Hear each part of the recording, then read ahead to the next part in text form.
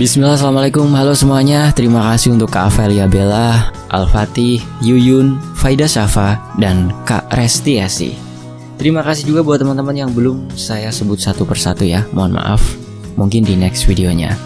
Sebuah kisah terbaru di Fakta Sejarah, Darah di Tapak Getah Perkebunan Karet. Sebuah kisah yang ditulis oleh Arai Aisyah. Ini dia selengkapnya di Fakta Sejarah.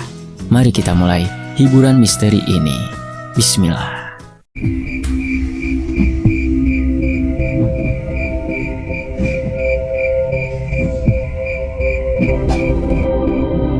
Kabut pagi menggantung rendah di atas barisan pohon karet yang menjulang sunyi. Embun masih membasahi pucuk-pucuk daun ketika Budi melangkah menyusuri jalan setapak berlumpur. Suara sepatu bootnya menjipratkan tanah basah. Di belakangnya terdengar suara khas tertawa kecil yang sudah akrab di telinganya. "Woi, buru-buru amat jalannya. Emang mau lomba panjat pinang, Bud?" seru Wawan menyusul sambil menggandeng alat pencatat panen yang sudah aus di sisinya. Budi menoleh, senyumnya cepat terbit. Kalau kesiangan lagi, bisa-bisa kita dimarahi Pak Surip. Kau lupa dia udah ngintai kerjaan kita tiap pagi sekarang. Mereka tertawa, berjalan berdampingan seperti dua anak kecil yang tak pernah berpisah. Di bawah rindangnya pohon karet, keduanya tampak seperti dua sisi dari satu koin. Budi yang sedikit lebih kurus dan pendiam, lebih rapi dan teratur dalam bekerja. Sedangkan Wawan, tubuhnya tegap, wajahnya selalu terbuka dengan senyum, lebih mudah bergaul dan disukai pekerja lain. Semenjak sama-sama masuk ke perkebunan 5 tahun silam, mereka seperti saudara. Bukan hanya karena berasal dari kampung yang sama, tapi juga karena pernah sama-sama makan garam kehidupan, kerja serabutan, jadi kuli bangunan, hingga akhirnya dapat pekerjaan tetap di perkebunan karet tua yang katanya pernah jadi bagian dari bekas perkebunan Belanda zaman dulu. "Apa ada info baru dari bagian administrasi?" tanya Wawan tiba-tiba, memecah sunyi di antara deretan batang karet tua. "Apa maksudmu?" Katanya, "Pak Karta mau pensiun bulan depan. Posisi kepala mandor bakal kosong." Budi mengangguk pelan. Ia sudah dengar kabar itu sejak beberapa hari lalu. Dan semenjak itu pula, tidurnya tak lagi nyenyak. Jadi kepala mandor bukan perkara jabatan semata. Itu berarti penghasilan lebih besar, tempat tinggal yang lebih layak, dan yang paling penting, pengakuan pada tunduk dan hormat. "Iya, aku juga dengar. Tapi belum pasti juga siapa yang dipilih," jawab Budi dengan nada ringan. Wawan mengangguk-angguk. "Kalau soal pengalaman dan kinerja, ya harusnya kau yang dipilih. Kau kan orang paling teliti di tim." Budi cuma tersenyum. Tapi dalam hatinya ada yang berdesir tak enak. Ia tahu Wawan sedang memujinya, tapi di balik pujian itu ada bayang-bayang ancaman. Karena meskipun Budi merasa lebih tertib dan disiplin, semua orang di lapangan tahu Wawan lebih dekat dengan para pekerja dan bahkan beberapa staf di kantor pusat. Wawan itu mudah disukai, dan itu membuat Budi gelisah. Hari itu berlalu seperti biasa. Mereka mencatat panen, memeriksa kondisi pohon, dan meninjau beberapa titik perawatan. Tapi di benak Budi, ada suara lain yang terus mengganggu. Suara itu mengingatkan betapa ia tak bisa membiarkan kesempatan promosi jatuh ke tangan orang lain, terutama bukan ke tangan Wawan. Malamnya, mereka duduk bersama di teras barak mandor. Angin malam membawa bau getah dan sedikit aroma asap dari dapur-dapur para buruh yang masih menyala. Wawan membawa kopi, sementara Budi hanya duduk diam menatap gelasnya sendiri. "Bud, besok kau ikut aku ke blok 7 ya. Ada keluhan soal hasil panen yang katanya dicuri orang luar," ujar Wawan santai. Budi mengangguk pelan, tapi pikirannya tak di situ. Ia menatap Wawan dari ekor matanya. Sahabat karib yang tak pernah berniat menjatuhkannya. Namun justru karena itu, rasa bersalah yang samar mulai merambat. "Aku butuh jabatan itu," bisik hati Budi. biar hidupku berubah, biar aku nggak terus jadi nomor 2. Esoknya, ketika laporan hasil panen dari blok 7 dikumpulkan, Budi mulai melihat celah. Ada kekurangan dalam hasil karet yang diangkut dari wilayah itu. Dan entah bagaimana, ia mulai menyusun narasi dalam pikirannya. Jika ia bisa meyakinkan Pak Surip bahwa Wawan lalai, bahkan mungkin menyembunyikan sebagian hasil panen, maka posisi kepala mandor bisa ia rebut tanpa perlawanan. Namun malam itu, ketika Wawan menepuk pundaknya sambil berkata, "Kalau nanti kau yang dipilih jadi kepala mandor, aku tetap dukung, Bud. Kita ini sahabat, Bud." Budi hanya bisa menahan nafasnya. Senyuman Wawan terlalu tulus, terlalu bersih untuk dipatahkan dengan fitnah. Tapi kadang, rasa takut kehilangan membuat manusia lupa batas. Dan malam itu ketika Budi menatap langit yang tak berbintang, ia merasa seolah alam pun ikut diam dalam pengkhianatan yang tengah ia rancang. Kabar pensiunnya Pak Karta menyebar seperti api kecil di semak kering. Para mandor mulai berspekulasi siapa yang akan menggantikan, siapa yang cukup cakap, cukup dipercaya, dan cukup disukai oleh para atasan. Budi yang selama ini dikenal rajin dan teliti, tahu betul dirinya adalah kandidat kuat. Tapi itu sebelum ia sadar bahwa nama Wawan mulai dibicarakan juga saat itu, bukan oleh 1-2 orang, melainkan oleh banyak buruh dan bahkan pegawai kantor. Kalau soal deket sama anak lapangan ya Wawan, orangnya gampang diajak ngobrol, ngerti kondisi bawahannya, ujar Pak Gimin, pengawas senior, saat Budi diam-diam mencuri dengar obrolan mereka di belakang gudang penyimpanan karet. Budi menggenggam erat catatan di tangannya. Jantungnya berdegup kencang. Ia pura-pura lewat tanpa menoleh, tapi dalam hatinya muncul bara halus yang mulai menyala. Hari-hari berikutnya, rasa was-was mulai mengganggu tidur Budi. Tiap pagi ia datang lebih awal, mencatat lebih banyak, dan memperhatikan setiap pergerakan Wawan. Tapi Wawan tetap seperti biasa, tersenyum, menyapa, menyelesaikan tugas tanpa celah, seolah tak ada ambisi dalam dirinya, dan justru itu yang membuat Budi makin takut. Ketakutan itu berubah menjadi ketakutan saat Budi mengetahui bahwa Wawan sempat diajak bicara langsung oleh pihak kantor pusat. Kabarnya, Wawan dianggap punya potensi untuk memimpin karena pendekatannya yang manusiawi pada para buruh. Sore itu, Budi duduk lama di dapur barak. Matanya menatap gelas kopi yang mulai dingin. Kepalanya berat. Ia tahu, jabatan kepala mandor bisa mengubah segalanya. Masa depannya, martabatnya, bahkan harapan orang tuanya di kampung.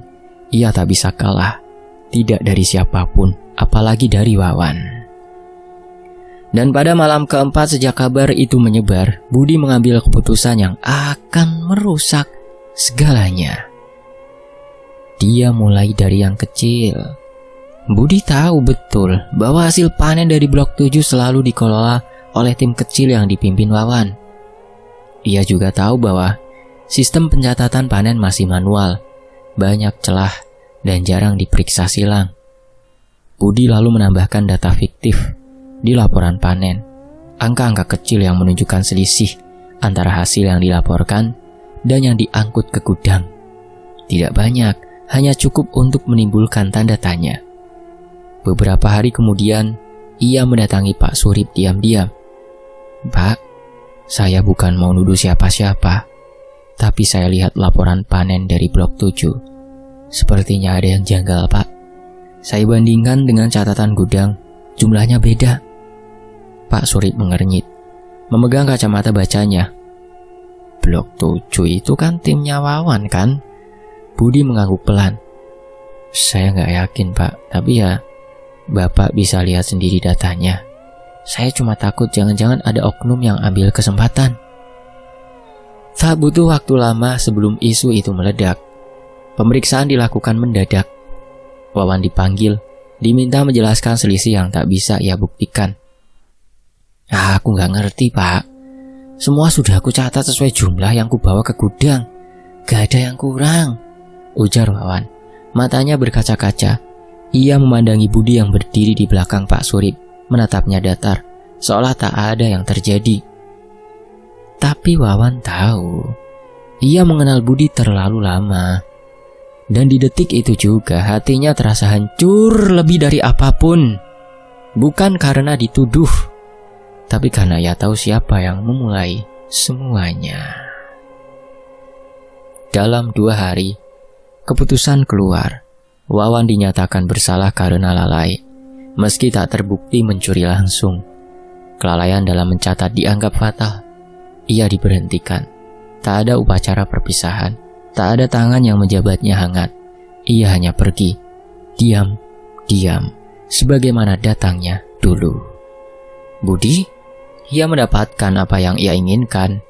Surat pengangkatan sebagai kepala mandor diserahkan padanya sepekan setelah Wawan pergi. Semua orang mengucapkan selamat.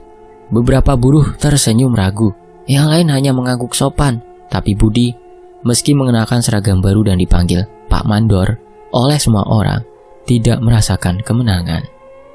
Malam-malamnya mulai dipenuhi mimpi buruk. Dalam tidur, ia melihat Wawan berdiri di antara pohon-pohon karet yang gelap. Dengan mata menatapnya tajam. Kadang-kadang ia terbangun karena mendengar suara seperti bisikan atau langkah pelan-pelan menyusuri lantai baraknya. Tapi ia selalu menenangkan diri. Itu cuma rasa bersalah. Lama-lama juga hilang sendiri. Yang ia tak tahu, dosa yang ia tanam hari itu sedang tumbuh pelan-pelan, bukan di tanah biasa, tapi di tanah pekat penuh dendam. Tempat di mana akar kebencian bisa tumbuh kuat seperti belukar yang tak bisa ditebas.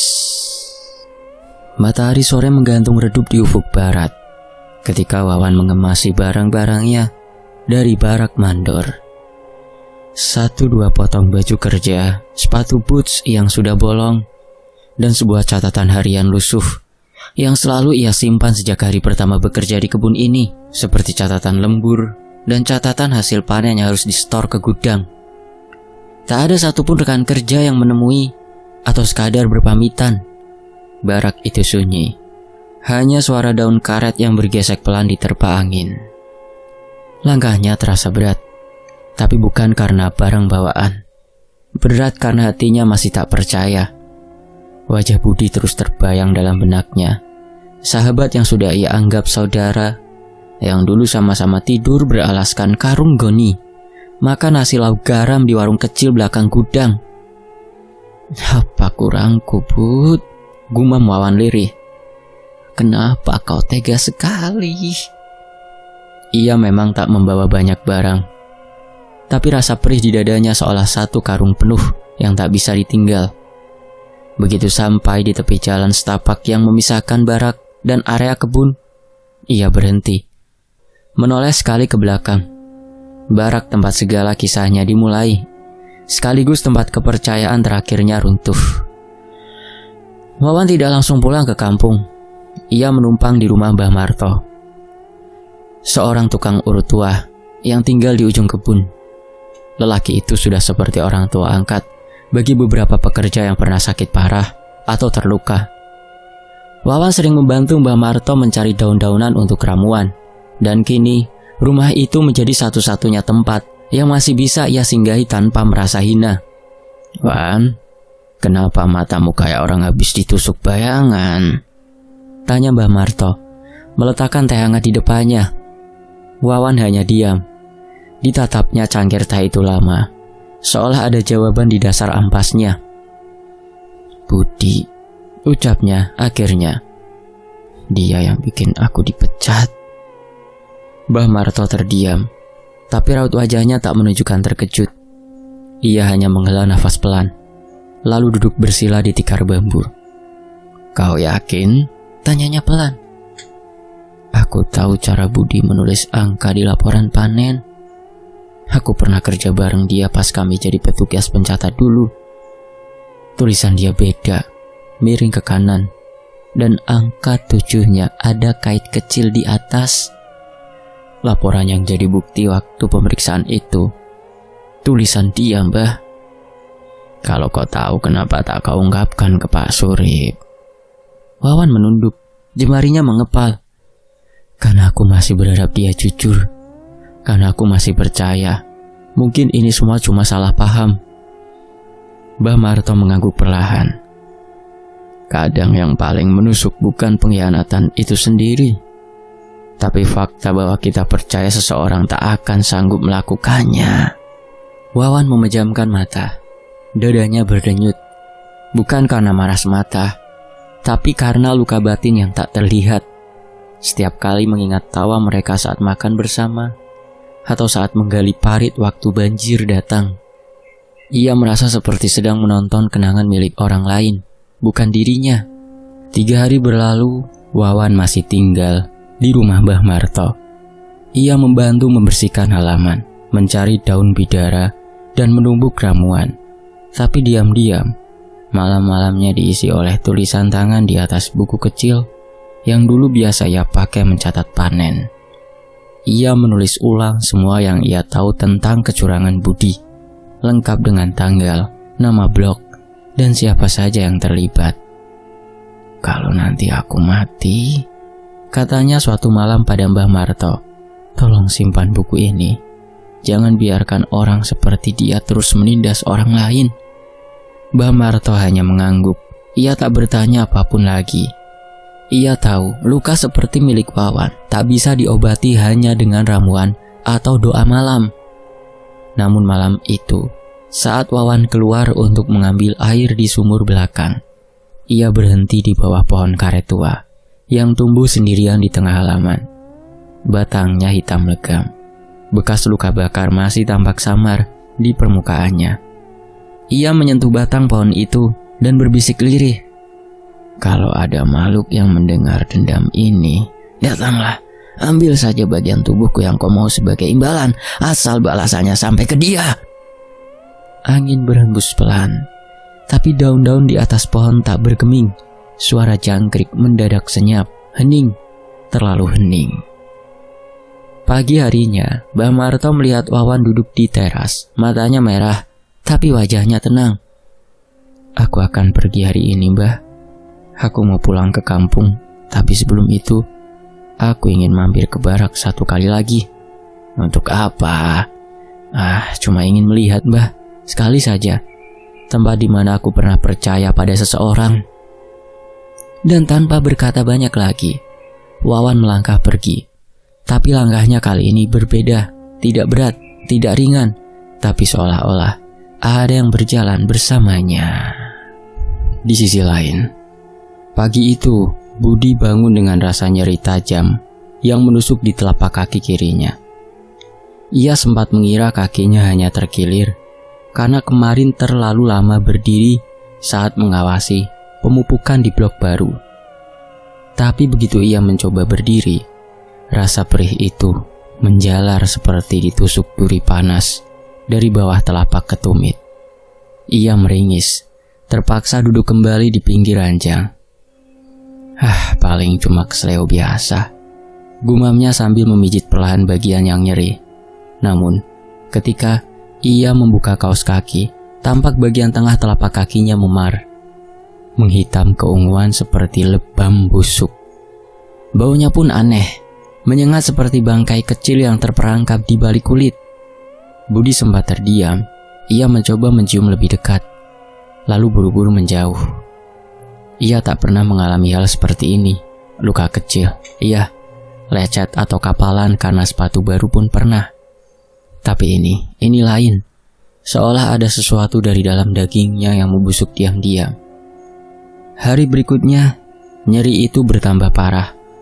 Luka di telapak kakinya tak lagi hanya berwarna gelap, tapi mulai mengelupas seperti daging yang disayat perlahan. Bau busuknya tak tertahankan.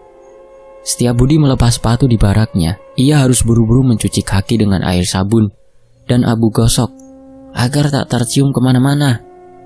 Namun rasa sakit itu tetap menetap, bahkan lebih menyiksa. Saat malam tiba, ia sulit tidur. Rasa nyeri dari luka menjalar ke betisnya, seperti urat-urat di kaki ditarik paksa oleh tangan yang tak kelihatan. Ia meringis, menggeliat di atas kasur tipis. Keringat dingin membasahi pelipisnya meski udara malam begitu menusuk. Di luar, angin berdesir lewat sela-sela jendela.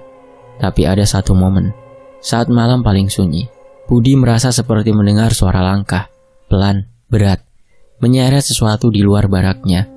Ia bangkit dan membuka sedikit tirai jendela. Tak ada siapa-siapa, tapi suara itu tak hilang dari telinganya. Bahkan ketika ia berbaring lagi, suara itu malah terdengar seolah berasal dari kolong tempat tidurnya. Budi tak berani melihat ke bawah. Pagi harinya ia akhirnya memutuskan pergi ke dokter. Namanya Pak Rahmat, satu-satunya tenaga medis yang biasa merawat para pekerja kebun. Pak Rahmat memeriksa luka itu dengan kening berkerut. Tangannya bersarung, tapi raut wajahnya berubah pucat. Begitu membuka perban yang menempel di kaki Budi. "Ini bukan luka biasa, Bud," katanya pelan. "Ada infeksi. Tapi kok bisa cepat menyebar begini ya? Sudah pakai salep luka antibakteri?" "Sudah, Pak, 2 hari ini. Tapi malah makin parah," jawab Budi. Suaranya mulai terdengar cemas. Pak Rahmat mengangguk pelan. "Aku kasih salep yang lebih kuat dan antibiotik minum. Tapi kalau 3 hari tak membaik, kau harus dirujuk ke kota. Ini bisa jadi gangren." Budi tak mengerti apa itu gangren. Tapi wajah Pak Rahmat yang semakin tegang membuat hatinya makin tak tenang. Ia pulang dengan kantong plastik berisi obat. Namun sepanjang jalan pulang, pikirannya dipenuhi bayangan buruk. 2 hari berselang, luka itu malah lebar. Dari telapak menjalar ke betis. Kulitnya mulai berlubang, menampakkan jaringan merah kehitaman yang tampak seperti dimakan rayap. Nanah keluar dari pinggir luka, kental dan berbau menyengat. Sepatu kerja Budi sudah tak bisa dikenakan. Ia harus berjalan terpincang dengan sandal dan tongkat kayu yang dipinjam dari gudang. Orang-orang mulai menjauhinya. Bahkan para buruh yang dulu menghormatinya sebagai kepala mandor, kini memilih menunduk dan buru-buru pergi ketika melihatnya datang. Dan malam-malamnya makin tak bisa ditoleransi. Ia mendengar suara itu lagi, kali ini lebih jelas. Ada bisikan dari kolong ranjangnya, serak dan dalam. Seolah ada seseorang di bawah sana yang terus memanggil namanya. "Budi, kau ingat siapa yang kau injak dulu?" Budi membekap telinganya dengan bantal, tapi suara itu tak hilang.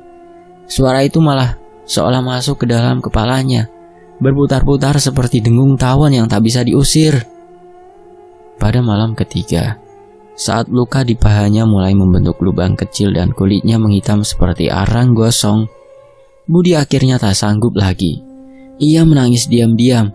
Air mata mengalir deras saat ia melihat cermin dan mendapati wajahnya begitu pucat. Matanya cekung dan bibirnya mengering. "Ini bukan penyakit biasa," gumamnya, hampir seperti mengakui pada dirinya sendiri. Ada ketakutan yang tak bisa dijelaskan. Ia mulai mengingat Wawan, bukan sebagai teman kerja, bukan sebagai pesaing, tapi sebagai sahabat yang dulu pernah tertawa bersamanya, dan kini entah di mana. "Wawan," bisiknya pelan, "apa kau lakukan ini ke aku?" Tapi tak ada jawaban. Yang terdengar hanya bunyi lembut di bawah ranjangnya. Suaranya menyeret, seperti kuku-kuku tua yang menari di lantai kayu. Hari-hari berikutnya, bau busuk itu makin tak bisa disembunyikan. Setiap pagi, ketika Budi bangkit dari tempat tidur dengan susah payah, ia akan membuka perban di kakinya yang lengket oleh darah dan nanah kental. Cairan kekuningan itu meleleh dari luka terbuka di telapak kakinya, menetes hingga membasahi lantai kayu baraknya yang sudah mulai lapuk. Ia menatap luka itu dengan ngeri. Bagian ujung telapak hingga pergelangan kakinya kini berwarna kehitaman, seperti daging mati yang membatu. Rasa sakitnya tak pernah reda, seakan-akan ada duri tak kasat mata yang menancap terus dalam, menusuk saraf dan menjalar ke sendi. Tapi bukan itu yang paling membuat Budi ketakutan. Yang membuatnya tak bisa tidur adalah suara-suara. Suara bisikan yang kadang datang saat malam nyaris lengang. Bisikan lirih dari kolong tempat tidur, tak jelas, tapi cukup untuk membuat bulu kuduknya berdiri. Budi, tidakkah kau ingat siapa yang kau injak demi naik ke atas? Awalnya Budi mengira itu hanya ilusi, mungkin karena demam atau efek dari obat penghilang nyeri yang ia beli di warung belakang klinik desa. Tapi semakin hari suara itu semakin nyata. Bahkan ketika ia menutup telinga dengan bantal, bisikan itu tetap terdengar, masuk lewat rongga kepala, seperti gema dari dalam tengkorak sendiri. Malam-malam berikutnya makin tak manusiawi. Kadang Budi mendengar langkah kaki pelan-pelan menyusuri lantai barak. Tapi saat ia membuka pintu, tak ada siapa-siapa. Sekali waktu, ia mendengar suara ketukan dari bawah ranjangnya. 3 kali, lalu hening. Dan saat ia menunduk, hanya ada gelap pekat di sana. Tapi ia tahu, ada sesuatu yang menatap balik dari balik kegelapan itu. Ia pernah mencoba tidur dengan lampu menyala, tapi tak berhasil. Malam itu justru ia melihat bayangan seseorang berdiri di pojok ruangan, diam, tak bergerak. Ketika ia menyalakan senter, bayangan itu menghilang, tapi hawa dingin dan suara nafas berat tetap tertinggal. Budi semakin yakin, ada sesuatu yang mengikuti dirinya, dan ia mulai ingat nama itu lagi. Nama yang ia coba buang dari pikirannya sejak kejatuhan Wawan. Wawan. Budi mulai sering menyebut nama itu dalam tidurnya. Kadang terbangun dengan keringat membasahi tubuh, lalu menjerit lirih. Maaf Wan, maaf. Tapi tidak ada yang mendengar. Barak yang dulu ramai oleh candaan dan obrolan rekan-rekannya, kini terasa seperti liang sepi yang memenjarakan tubuh dan pikirannya. Para buruh tak ada yang mau lagi tinggal satu barak dengan Budi. Bahkan ketika ada yang dijadwalkan piket malam bersamanya, mereka minta ditukar atau sengaja menghilang. Suatu sore, ketika Budi duduk sendirian di tangga barak, seorang lewat. Pak Rahmat, sang dokter. Ia berhenti sebentar melihat kondisi Budi yang semakin memprihatinkan. Bud, aku kan sudah bilang, kau harus ke kota. Luka itu sudah terlalu parah.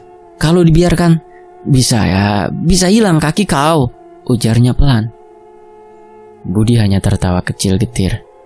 Apa gunanya ke kota, Pak? Apa gunanya kalau akar sakitnya bukan dari tubuh, tapi dari hati? Pak Rahmat mengerutkan dahi. Maksudmu? Budi menatap ke arah kebun yang mulai gelap. Bayangan pepohonan karet tampak seperti siluet tubuh-tubuh tinggi kurus yang menanti dalam diam. Ia bergumam pelan, seolah berbicara pada sesuatu di kejauhan. Aku sudah menginjak seseorang, dan sekarang dia menginjak balik dari bawah. Pak Rahmat hanya bisa menghela nafas. Ia sudah melihat banyak luka, banyak penyakit. Bahkan ada yang mati karena digigit ular atau kesurupan. Tapi sekarang Budi, ada sesuatu yang lebih gelap dari sekedar infeksi di tubuhnya. Malam itu, bisikan dari bawah ranjang tak hanya memanggil, tapi kini bersenandung. Lagu lama yang dulu sering dinyanyikan Wawan saat mereka menyadap karet bersama. Tegak berdiri di jalan sepi, kawan lama tak kembali. Dan di sela-sela nyanyian lirih itu, Budi menangis. Menangis dalam ketakutan yang tak bisa ditawar.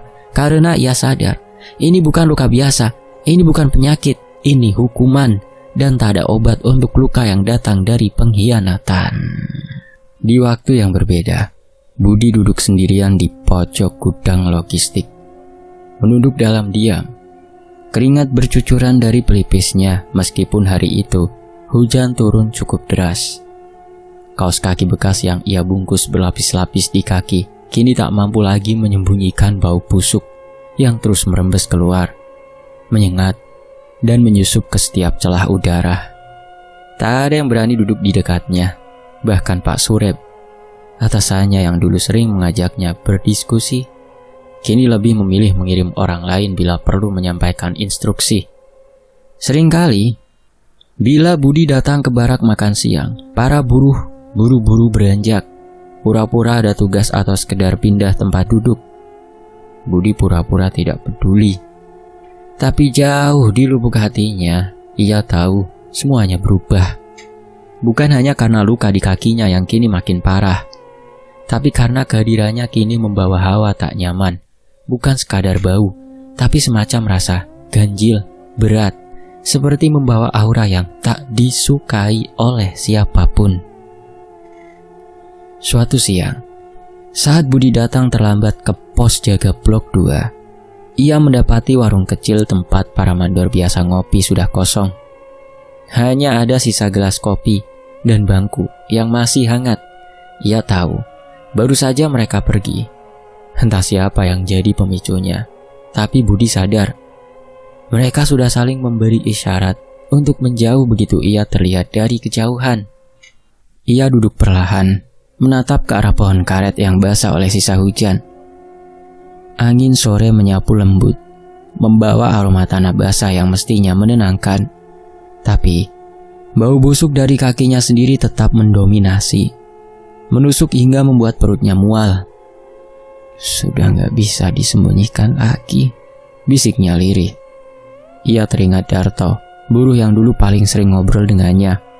Beberapa hari lalu Darto menolak satu barak dengannya, dengan alasan ada kerja lembur di gudang. Padahal Budi tahu betul, Darto sengaja minta pindah ke barak buruh lain. Lalu ada si Rino dan Dedi, dua mandor muda yang dulunya sering meminta masukan soal perencanaan kerja.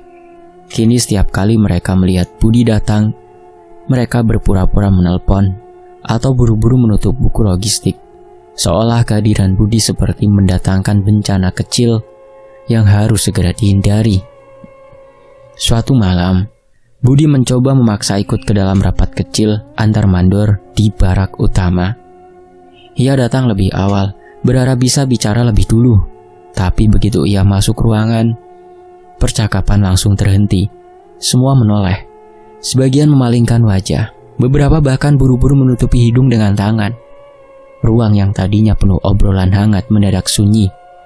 Budi mencoba tersenyum. Saya cuma mau dengerin soal perencanaan panen minggu depan.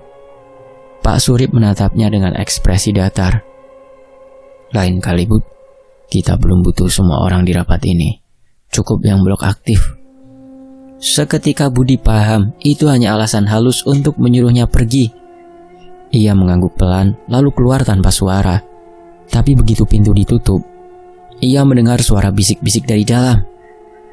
Kalau dia masih di situ, rapat gak bakal tahan lama. Ih, bau kakinya kayak bangkai tikus, tahu nggak? Serem ya, aku dengar dia ngomong sendiri semalam, kayak ngobrol sama tembok. Pantes Wawan minggat, sekarang baru kerasa. Budi berhenti sejenak di luar pintu, jemarinya menggenggam erat pegangan tongkat. Tubuhnya gemetar bukan karena marah, tapi karena malu, karena sakit, karena ia sadar ia benar-benar dijauhi. Tak ada lagi yang menganggapnya rekan, apalagi atasan. Hari-hari berikutnya, ia tak lagi datang ke lapangan. Ia hanya duduk di barak, menatap kosong ke langit-langit, mendengarkan suara-suara yang kini makin sering datang di malam hari. Terkadang suara langkah, terkadang nyanyian lirih, kadang pula tangisan, yang entah berasal dari luar jendela atau dari dalam dirinya sendiri. Luka di kakinya sudah melebar sampai ke paha. Kulitnya menghitam seperti kayu yang terbakar. Ada bagian daging yang mulai berlubang, dan setiap malam, ia bisa melihat belatung kecil merayap di sana. Ia mencoba membersihkannya dengan air panas dan garam, tapi tak pernah bisa tuntas. Belatung itu selalu kembali, selalu muncul lagi di malam hari. Dan yang paling mengerikan, kini ia mulai melihat Wawan. Bukan sosok Wawan sungguhan, tentu, tapi bayangan samar di pojok kamar, di cermin, di balik pintu kamar mandi. Setiap kali ia melihat ke sana, Wawan hanya berdiri, diam, menatapnya dengan mata kosong, tapi penuh luka. Dan setiap kali bayangan itu muncul, bau busuk dari kakinya akan semakin menjadi-jadi, seperti disiram bensin lalu dibakar diam-diam dari dalam. Suatu sore, seorang buruh muda dari kampung sebelah datang ke baraknya membawa makanan. Katanya disuruh oleh bagian logistik.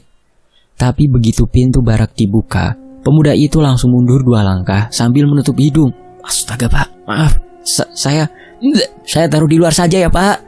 Budi mengangguk, bahkan tak sanggup menegur. Ia tahu anak itu tak salah. Ia hanya korban bau busuk yang sekarang jadi bagian dari tubuhnya. Dan sore itu, untuk pertama kalinya, Budi tak menangis, tak juga marah.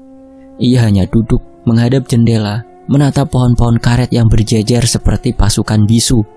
Di kejauhan, kabut turun perlahan, menelan barak satu persatu.